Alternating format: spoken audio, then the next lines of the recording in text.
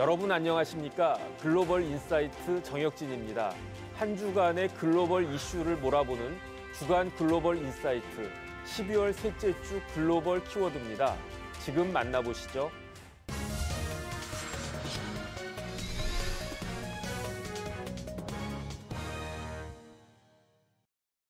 인간의 욕망이 불러온 결과일까요? 육류 소비로 인한 결과가 대기 오염이라는 부메랑으로 돌아왔습니다. 오늘 도움 말씀 주실 분으로 이명욱 연세대 환경공해연구소 부소장님 모셨습니다. 예, 교수님 안녕하셨습니까? 네, 안녕하십니까? 네. 덴마크가 2030년부터 이른바 방귀세를 이제 도입한다라고 하는데 참 뭐 세금 이름이 이렇게 우스워도 되는가 그런 생각이 드는데요. 근데 이게 실제로는 심각한 대기 오염을 막자는 취지로 그렇게 만들어진 정책이라면서요. 네. 그러니까 2030년에 지금 시행 예정인 그 방귀세라는 거의 의미는 그러니까 메탄에 대해서 세금을 매기자라는 겁니다. 메탄이요? 네네. 네. 공기 중에 이제 존재하고 있는 물질이긴 합니다만 네. 이게 그 우리가 농업에서 많이 방출이 되다 보니까 메탄가스의 방출량을 줄이기 위해서 메탄에 대한 방귀세를 매기겠다는 의미입니다. 네네. 근데 이제 아마 지구온난화라는 얘기는 많이 들으셨을 거고 그거의 주요 원인 물질이 이제 이산화탄소라고들 많이 알고 계신데 사실은 이산화탄소보다도 이 지구온난화를 훨씬 더 가속화시키는 역할을 하는 가장 대표적 물질이 바로 이 메탄이라는 물질입니다. 그런데 이 메탄이라는 물질이 하필이면 농축산 계열의 이런 농업 축산업에서 특히 많이 방출이 되다 보니까 덴마크와 같은 나라가 사실은 이제 농축산업이 굉장히 좀 발전되어 있는 형태의 나라이다 보니까 이런 것들을 가장 먼저 좀 서둘러서 법안으로 지금 통과를 시키고 2030년부터 도입을 하는 것으로 지금 잠정 결정이 되어져 있는 상태고요. CNN 등의 보고에 따르면 이산화탄소 1톤당 300크로네 정도 한 6만 원 정도에 대한 세금을 이제 부과를 하는 것을 첫 번째 출발로 해서 2035년이 되면 그거에 대략 한 2배, 한 750크로네 정도까지 세금을 더 늘려나가는 그런 정책을 앞으로 취하겠다는 것이 이제 덴마크 정부의 입장이고요. 특히 이제 덴마크가 지금 현재 추진하고 있는 정책은 사실상 전 세계에서 이 농업에서 발생되는 탄소세를 매기는 최초의 아마 법안이 될 겁니다. 그래서 사실은 굉장히 좀 역사적인 의미이고 이 의미의 가장 중요한 뜻은 축산업의 그 축산업으로부터 좀 인간들이 활용하는 부분들을 최소화시킬 수 있는 방향으로 좀 더 그 정책적인 어떤 방향들을 좀 바꿔나가자 이런 의도를 바탕에 깔고 있다고 이해를 하시면 가장 좀 맞을 것 같습니다. 그러면 축산이 대기오염에 미치는 영향이 얼마나 심각하길래 이런 정책까지 만들어진 겁니까? 그렇게 심각합니까? 그러니까 우리는 그냥 뭐 보통 소를 키운다, 돼지를 키운다 이렇게 생각들을 합니다만 축산업 자체는 사료가 일단 굉장히 많이 들어가고요. 그다음에 물을 많이 소모를 합니다. 그래서 이제 대략적으로 계산을 해보면 담수, 우리 지구가 갖고 있는 담수의 대략 한 10분의 1 정도가 축산업에 소모가 되어집니다. 그러니까 사실은 축산업 자체가 물이나 사료에 대한 어떤 그 사용이 굉장히 많이 쓰여진다라는 특성하고 또 한 가지가 소는 보통 이제 방목을 하면 산림을 많이 좀 훼손을 하죠. 그래서 이제 자연에 대한 훼손율이 사실은 생각보다 굉장히 크다라는 것들이고요.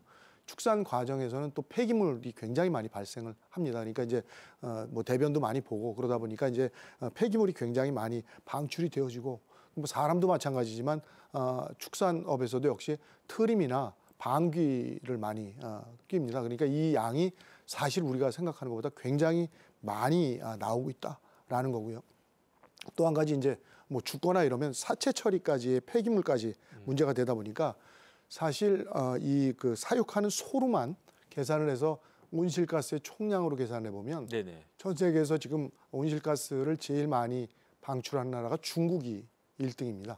그리고 그다음이 미국인데 축산업 전체에서 쓰고 있는 것들만 해도 전 세계 3위 정도의 양을 현재 뿜어내고 있어서 사실은 이 축산업 자체가 만들어내는 이러한 여러 가지 폐기물들이 굉장히 많다라는 문제점이 있고요. 특히나 이제 현재 사육하고 있는 그 두수가 계략적으로 한 600만 두 정도가 됩니다. 그러니까 이게 사실은 600억 두. 600억 두요? 예.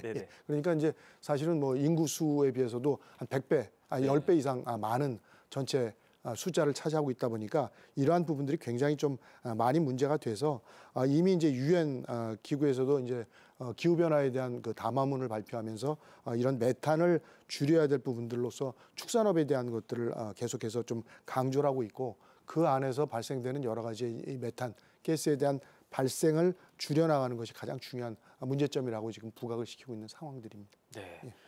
그런데 온실가스가 뭐냐 물으면 많이 들어보긴 했는데 정확한 의미는 잘 모르겠어요. 온실가스를 정확히 어떻게 정의할 수 있고 이게 환경에 어떤 영향을 미치는 겁니까? 그러니까 좀 쉽게 이해를 하시려면 네. 우리가 이제 온실에서 온도를 높여가지고 날이 추울 때 그 농작물들 재배하는 그 효과와 똑같은 일이 지금 현재 지구에서 벌어지고 있는 건데, 네네. 지구의 복사열이라는 거에 의해서 열을 반사할 때 이것들이 빠져나가줘야 되는데 네. 들어온 것들이 잘 빠져나가지 않고 온도를 높이는 역할들을 하는 겁니다. 근데 그거에 기여하는 원인 물질들이 있는데 네네. 그 원인 물질로 지금 추정되는 가장 대표적인 게 이산화탄소. 그렇죠. 역시 이산화탄소는 뭐 화석 연료 때문에 주로 많이 발생이 되어지고 사람도 활동을 합니다만 우리가 보통 쓰고 있는 석탄, 석유, 가스 같은 여러 가지의 연료들에 대한 연소 과정, 그다음에 뭐 산림의 파괴라든가 산업 활동과 같은 것들이 이제 이산화탄소를 만드는 주요 원인으로 작용을 하는 것이 첫 번째 원인 물질이고요. 두 번째가 이제 오늘 앞서 말씀드렸던 메탄이라는 물질입니다. 그래서 이 메탄도 축산업이라든가 천연가스와 같은 것들을 채굴한다거나 폐기물의 처리 과정 같은 데서 주로 많이 발생되어지는 가장 대표적 물질이고요. 네네. 보통 이러한 물질 종류 한 6개에서부터 7가지 물질 종류를 현재 이제 온실가스의 원인 물질이라고 일반적으로 정의를 하고 있고요. 네. 이제 지구 온난화의 원인 물질로 가장 대표적인 것들이 결국 이산화탄소이기 때문에 기준 물질을 이산화탄소로 보통 잡습니다. 네. 그리고 이산화탄소에 비해서 지구 온난화를 더 많이 시키는 기여율에 대한 것들을 계산해서 기간별로 100년이나 20년간의 얼만큼의 기여율들이 더 커지는가에 대한 것들을 계산을 했는데 이산화탄소를 일로 봤을 때 메탄이 나타내는 기여율이 100년으로 따지면 한 25배에서부터 한 34배 네네. 정도가 되고요. 20년 단기간에 대한 계산을 하면 72배에서부터 한 86배 정도까지 네네. 높아지는 경향성들을 갖다 보니까 동일량이 있더라도 지구온난화를 악화시키는 영향은 메탄이 월등히 더 강한 그런 속성들을 갖고 있다는 것이 가장 첫 번째 특징 중에 한 가지라고 말씀을 드려야 될 것 같고요. 네네. 이 메탄은 특히나 이제 이렇게 그 영향이 커지는 이유가 뭐냐면 이 우리가 태양 열을 받아서 지금 온실과 같이 지구에다 머무는 시간들을 길게 만들어지는 것이 지금 얘기하는 온실 효과, 지구 온난화라는 현상입니다. 근데 이 현상이 일어날 때 메탄은 일반적으로 이 적외선에 대한 흡수율이 이산화탄소보다 월등히 높은 그런 속성을 갖고 있고, 빛의 파장대 중에서도 특히나 이제 긴 파장을 갖고 있는 빛을 흡수하는 흡수 능력이 월등히 뛰어난 대표적 물질이 바로 이 메탄이라는 물질입니다. 작년에 나온 보고서를 보면 현재 1970년에 비해서 현재 한 150% 그러니까 1.5배 정도 증가를 해서 메탄이 많이 배출이 되고 있다 보니까 메탄의 배출량이 급격히 계속 늘고 있다라는 건데요. 크게 메탄의 증가에 대해서는 3가지 정도로 보통 증가의 원인들을 따지고 있는데, 우선 첫 번째가 앞서도 지금 잠깐 얘기가 됐습니다만 그 셰일가스와 같은 것들의 문제입니다. 그러니까 네네. 이제 우리가 그 전통적인 방식으로 이제 천연가스와 같은 것들을 추출하게 되는데 이때 굉장히 많은 메탄들이 누출이 되어지게 되고요. 특히나 우리가 천연가스라고 얘기하는 것들의 90% 이상이 메탄으로 구성이 되어져 있습니다. 그러다 보니까 이게 사실은 채굴 과정이나 운송 과정, 저장 과정 등등 모든 과정에서 메탄은 공기 중으로 유출이 돼 나갈 수밖에 없다라는 것들이고요. 또 한 가지는 이제 채굴 과정에서도 또 그 채탄 네네. 과정에서도 역시 메탄이 많이 나오기 때문에 연료를 얻거나 사용하는 과정에서 메탄은 필수적으로 나올 수밖에 없다라는 네네. 속성을 갖고요.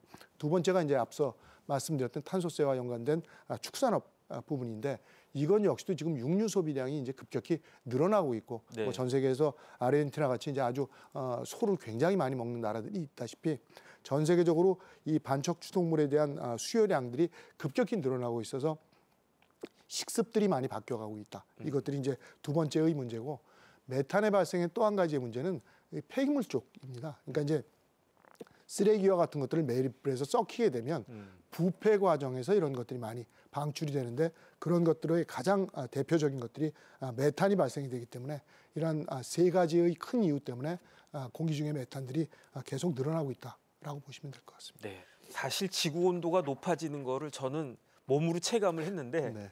올 여름 진짜 너무너무 덥지 않았습니까? 그런데 그 원인이 가장 큰 원인 중에 하나가 온실가스였다 이런 이야기 딱 들었는데요. 네. 그다음 심지어 2015년에 체결된 그 파리 협정의 그 목표치에 이 목표치를 벗어난 첫 해가 올해였다라고 하던데 맞습니까? 예, 올해가 아마 가장 더웠던 해로 기록이 될 텐데요. 네네. 지금 그 유엔 사무총장을 지내셨던 안토니오 구테흐스라는 분이 그 올해가 아마 지구가 자꾸 이제 끓어오르는 시대라는 표현을 쓰셨답니다. 그만큼 온도가 지금 높아지고 있어서 EU 쪽에서의 기후 감시 기구 중에서 코퍼니쿠스 기후 변화 서비스를 하는 곳이 있는데 이곳에서 올해 온도를 1월부터 11월까지의 온도를 전부 다 평균을 해서 보니까 예년 대비 지금 1.62도가 높아졌다고 합니다. 근데 이 기록이 2023년이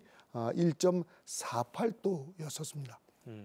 근데 지구상에서 지금 지키려고 노력하는 온도가 1.5도인데 바로 이 1.5도가 처음으로 깨지는 해가 아마 올해가 되어질 것으로 생각이 되어져서 지금 파리 협정에는 196개국이 가입이 되어 있는 상태들입니다. 근데 이 196개국이 1850년대의 산업화 이후로 온도를 지금 1.5도를 높이지 않겠다, 1.5도가 넘지 않게 하겠다라고 계속해서 노력을 하고 있고 최대한 2도 이내에서 이것들을 조절하려고 지금 노력들을 하고 있는데 매해 이 높아지는 속도가 어마어마하게 빠르다 보니까 아마도 올해가 현재 역대 가장 온도가 높은 해로 기록이 되어질 것이고 지금 현재 지구 온도가 14도에서부터 출발했는데 1년 평균치를 말씀드리는 겁니다. 14도에서 출발했는데 현재 15도가 이미 넘어선 상태이다 보니까 지구의 온도도 전체적으로 계속해서 높아지는 현상들로 가고 있어서 아마도 이러한 현상들이 지속이 되어진다면 인류는 극단의 어떤 대처들을 해야 될 조치들이 정책적으로 꼭 필요한 그런 시점들이 되어가고 있다고 보여집니다. 네, 참 심각한 상황인 것 같습니다. 이러한 심각한 상황, 특히 메탄가스나 이산화탄소 이런 것과 같은 온실가스를 감축하기 위해서 우리나라를 포함해서 세계는 어떤 노력을 하고 있습니까?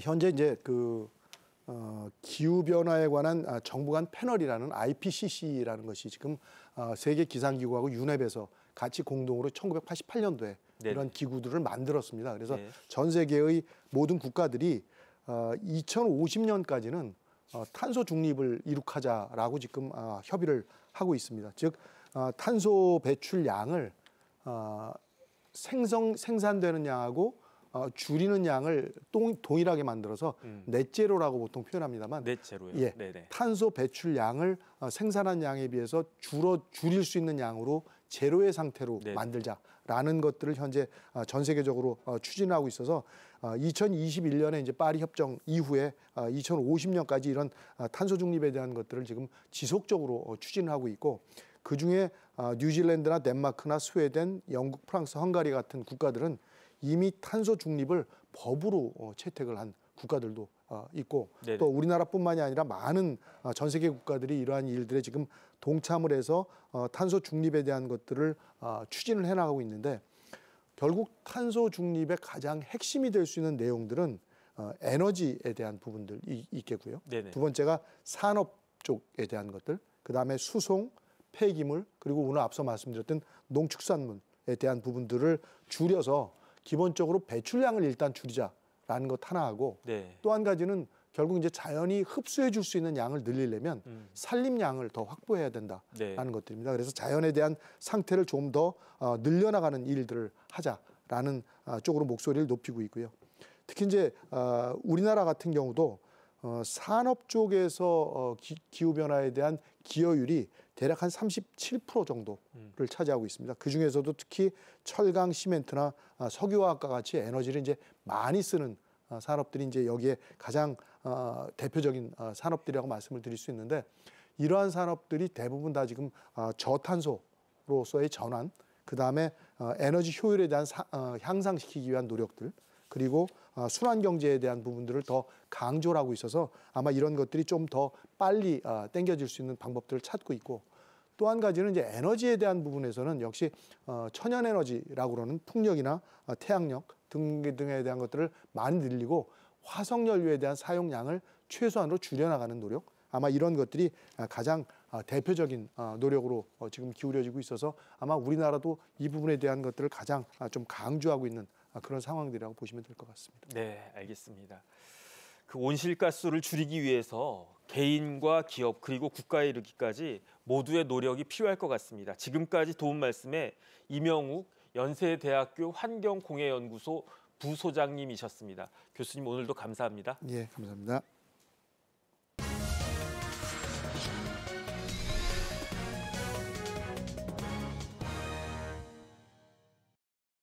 지난달 서울에선 이례적으로 20cm가 넘는 첫눈이 내렸습니다. 같은 시각 지구 반대편 프랑스에선 27도 가까운 초겨울 열대야가 이어졌는데요. 전 세계가 똘똘 뭉쳐 기후에 대해 심각하게 고민해 봐야 할 이 시점, 민정훈 국립외교원 미주연구부 교수님과 관련된 이야기 나누어 보도록 하겠습니다. 교수님 안녕하셨습니까? 예, 안녕하세요.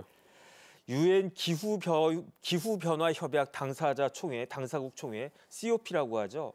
매년 연말 전 세계 국가들이 모여가지고 지구 환경을 지키기 위한 방안을 모색하는데 올해는 지난달에 아제르바이잔의 수도 바쿠에서 열렸는데요. 기후와 관련된 논의가 활발하게 있었겠네요.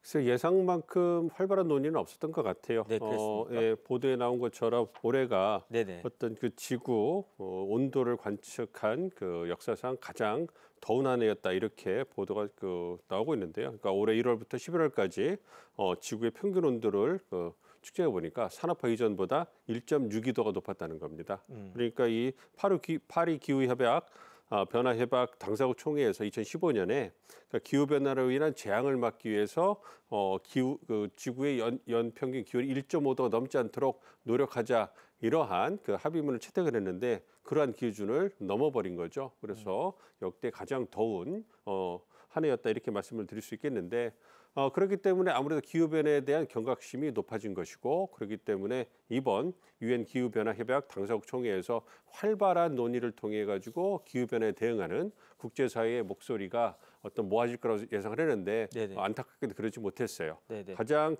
핵심이 됐던 부분은 아무래도 기후변화라는 것은 산업화, 공업화에 따른 전 세계 기후가 변하고 온난화 현상에 따라서 지구가 아픈 현상이 아니겠습니까? 그렇기 네네. 때문에 이 기후변화의 주범은 산업화를 이끌었던 선진국들한테 있는 거거든요. 그렇기 때문에 선진국들이 모범적으로 기금을 조성해서 이 기후변화에 적응하기 위한 개발도상국 제3세계 개발도상국들의 그러한 재정적인 부분을 도와줘야 되는데 이러한 신규 재원을 모금하는 데 있어서 난항을 겪었다는 겁니다. 네네. 아무래도 올해 두 개의 장기화되고 있는 전쟁이 있고요. 그다음에 인플레이션이라든지 먹고 사는 문제가 전 세계를 강타했기 때문에 그러한 부분에서 선진국도 자유로울 수가 없었거든요. 네네. 그렇기 때문에 이 공공재, 전 세계의 공공재를 제공하기 위한 국제사회의 움직임에 있어가지고 선진국들이 선뜻 나서기가 어려운 부분이 있었던 것이죠. 그렇기 때문에 이 올해 총회가 당사국 총회가 굉장히 공전을 면치 못하다가 가까스로 이제 폐회 직전에 선진국들이 연 3천억 달러를 이제 자금을 부담하겠다 이 부분에 대해서 합의를 해가지고 진통 끝에 협상이 불발되는 이런 위기는 모면했는데요. 이것은 아무래도 말씀드린 것처럼 국제사회가 공공재 제공을 위해서 합의를 모으기가 그만큼 어렵다 이런 부분을 보여주고 있는 것이고 무엇보다도 이번에 유엔 기후변화 협약 당사국 총회가 열렸지만 개발도상국들은 많이 참여했는데 선진국들은 참여하지 못했어요. 네. 왜냐하면 공교롭게도 같은 시기에 개최되었던 G20 정상회의에 참여하기 위해서 영국 총리를 제외하고 나머지 미국이라든지 중국, 프랑스, 캐나다, 일본 주요 정상들이 다 불참을 했거든요.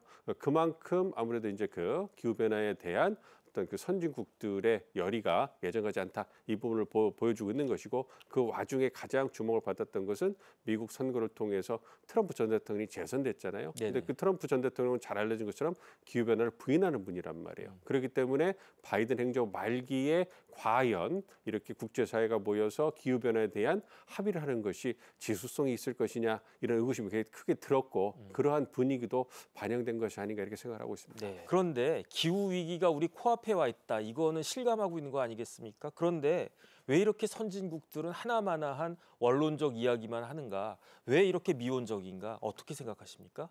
각국의 입장이 다 다르기 때문에 그런 것이죠. 말씀드린 것처럼 가장 중요한 부분은 그 선진국이나 개발도상국이나 다 먹고 살기가 퍽퍽하다는 겁니다. 네. 그래서 이제 그 러시아 우크라이나 전쟁도 있고요, 이스라엘 하마스 전쟁도 있고요. 이 두 개의 전쟁을 인해서 식량이라든지 여타 공급망에서 교란이 일어났고 그렇기 때문에 인플레이션이 불가피하게 확산될 수밖에 없었고요.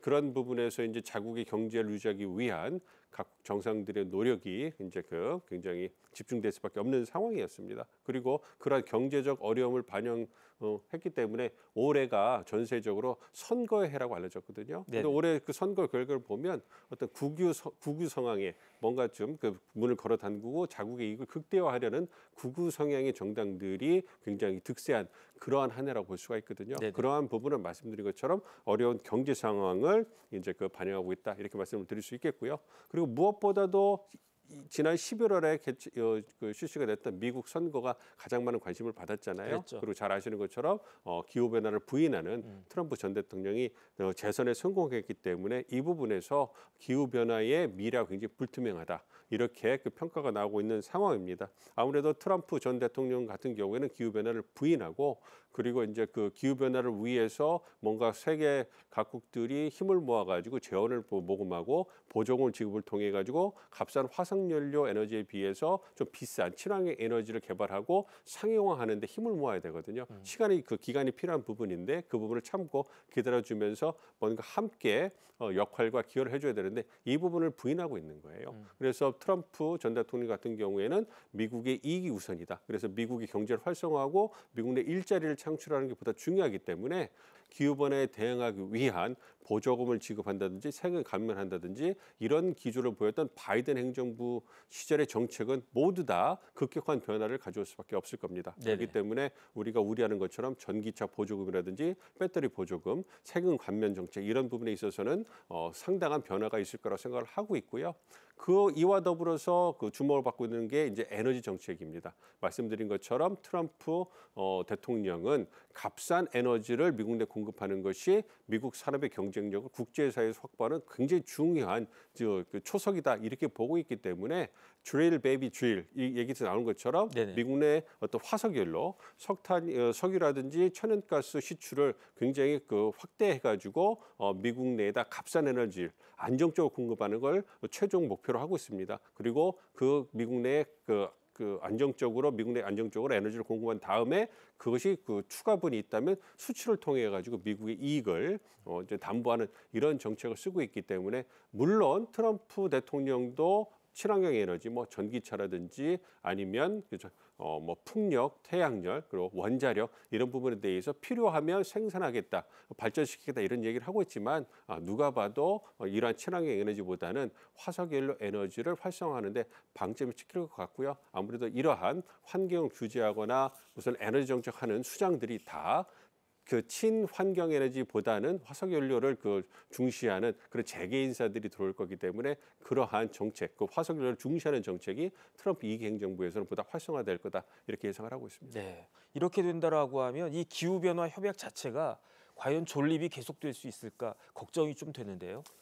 그렇지만 그래도 이제 전 세계 움직임을 보면요, 트럼프 2기 행정부 때 아무래도 말씀해 주신 것처럼 어떤 유엔 기후변화 협약 과 기후변화에 대응하기 국제사회 움직임이 약간 지연되는 그런 상황은 변출될 수가 있지만 그럼에도 불구하고 친환경 에너지, 그러니까 지구의 어떤 지구를 살리기 위한 그러한 전 세계 움직임은 지속될 거라고 생각을 하고 있습니다. 그러니까 미국은 화석연료 중시하는 트럼프 2기가 출범하지만 유럽 같은 경우에는 어떤 친환경 에너지를 개발하고 환경 규제를 하는 움직임이 지속적으로 강화되고 있는 상황인 거예요. 그렇기 때문에 엇박자가 나고 있지만 트럼프 행정부가 4년이기 때문에 그런 부분을 고려해 본다면 결국 미국도 친환경 에너지를 상용화하는 그래서 친환경 에너지의 의존을 더 많이 늘리는 그런 움직임으로 이제 동참할 거라 생각을 하고 있습니다. 안타까운 것은 말씀드린 것처럼 어떤 그러한 그 시간표가 좀 지연되는 이러한 부분이 안타까운 부분인데요. 그렇기 때문에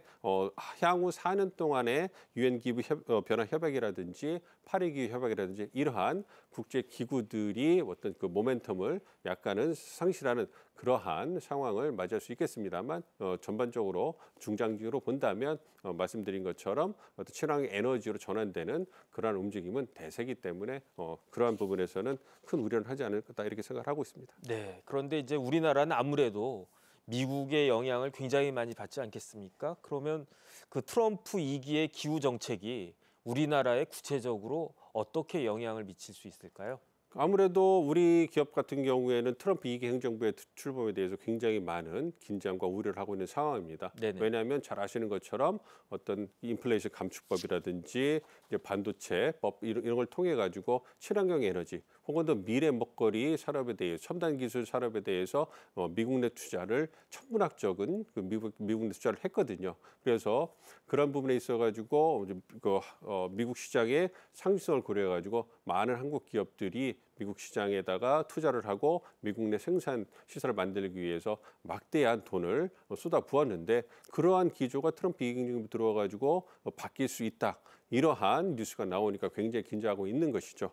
특히 기후변화 관련돼서는 뭐 재생에너지라든지 친환경 에너지 이런 부분에서 이제 우리 기업들이 많은 투자를 했거든요. 태양광이라든지 풍력이라든지 이런 부분에서 많은 그 투자를 했는데 이런 부분이 만약 트럼프 2기 행정부 들어서 보조금 지급이라든지 세금 감면이 바이든 행정부 때만큼 이루어지지 않는다면 우리 기업들의 어떤 경제 손실은 불가피한 거거든요. 예를 들어서 트럼프 2기 때 돼가지고 전기차 보조금을 폐지한다고 결정을 한다면 그렇다면 현재에도 어떤 전기차 배터리든 전기차 시장 자체가 굉장히 침체돼 있는데 그래서 네네. 우리 기업들이 상당한 경제적 어려움을 감수하고 있는 상황인데 거기에 추가적인 어려움이 이제 들어오는 것이거든요. 그렇기 때문에 아무래도 우리의 배터리 산업이 굉장히 또 다른 어려움에 직면할 수밖에 없기 때문에 이러한 부분들을 잘 대처해 나가는 게 필요할 거라고 생각하고요. 반면에 화석연료 에너지 같은 부분에서는 또 다른 기회가 될 수 있는 것이죠. 천연가스. 그러니까 우리가 LNG라든지 천연가스를 굉장히 많이 수입하고 있는데 미국이 천연가스를 셰일 공법이라는 수압 파쇄법을 통해 가지고 보다 많이 생산하게 된다면 보다 안정적으로 값싼 가격에 저렴한 가격에 우리에 공급해 줄 수 있기 때문에 그런 걸 본다면 우리 에너지 안보에는 도움이 될 수 있는 부분이 있거든요. 네네. 또 한편에 소형 원자로 같은 SMR 같은 경우에는 미국도 어떤 그런 친환경 에너지에 대해서 트럼프 2기 행정부가 어떤 좀 비관적인 기조를 갖고 있기 때문에 아무래도 미국 내 전력 생산을 위해서 거의 40%를 친환경 에너지가 차지하고 있었기 때문에 대체하기 위해서는 어떤 원자력 에너지에 대해서 의존할 수밖에 없거든요. 네네. 그런 부분에 대해서는 우리에게 어떤 미국의 어떤 파트너들과 함께 해가지고 어떤 소형 원자력 시장을 어떤 보다 더 잠식해 나갈 수 있는 그러한 기회가 있기 때문에 이것이 에너지 산업이나 기후변화 산업에서도 들여다보면 각각의 분야에 따라서 좀 실익이 좀 나뉘는 부분이 있습니다. 네네. 그렇기 때문에 그러한 부분을 잘 고려해 가지고 거기에 맞게 우리가 대응해 나가는 게 필요하지 않을까 생각하고 있습니다. 네, 많은 노력이 있어야 될 것 같습니다. 더 뜨거워진 지구에 더 강력한 트럼프 2.0 시대가 열립니다. 기후 관련 의제가 표류하지 않도록 더 관심을 가져야 될 때가 아닌가 싶습니다. 지금까지 도움 말씀에 민정훈 국립외교원 미주연구부 교수님이었습니다. 교수님 오늘도 감사드립니다. 네. 지금까지 12월 셋째 주 글로벌 인사이트였습니다. 시청해 주신 여러분 감사합니다.